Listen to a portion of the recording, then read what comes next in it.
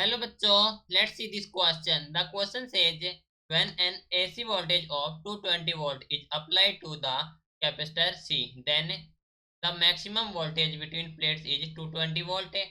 The current is in phase with the applied voltage.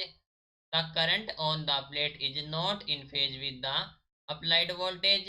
Power delivered to the capacitor per cycle is 0.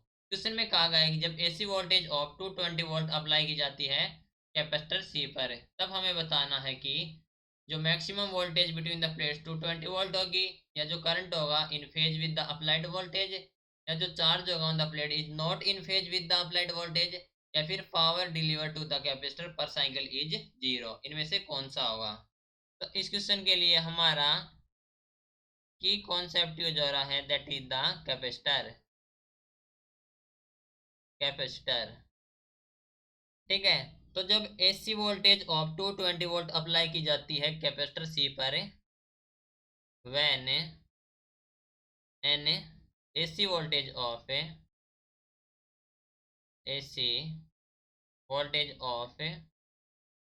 220 volt is applied to ए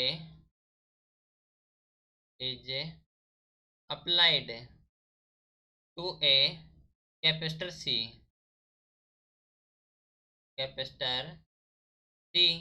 तो charge होगा on the plate से, the charge on the plate से, तो जो charge होगा on the plate से वो हो जाएगा is in phase with the applied voltage, is in phase with the applied voltage,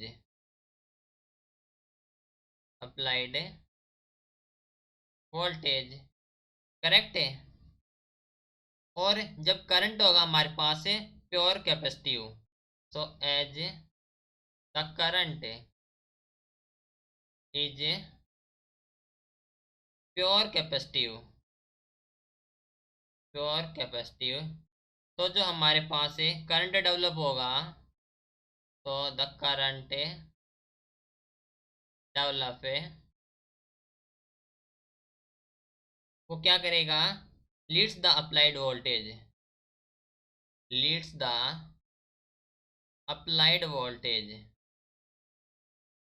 ठीक है, लीड करेगा अप्लाइड वोल्टेज को by the phase of 90 degree. Okay, by the phase of 90 degree. Okay, तो जो पावर डिलीवर्ड होगी capacitor की पर cycle, so power delivered to the capacitor, वो पर साइकिल कितनी हो जाएगी? पर साइकिल हो जाएगी हमारे पास P which is equal to the P of R M S I of R M S into cos of phi होता है फेज डिफरेंस, एंड ये हमारे पास से फेज है 90। ठीक है, दैट मीन्स ये हो जाए हमारे पास से 0। ओके, तो हम कह सकते हैं कि जो पावर डिलीवर होगी to the capacitor per cycle हो जाएगी 0। That means option D is the correct answer. Okay, this is your final answer. Hope you understood it well. Best of luck.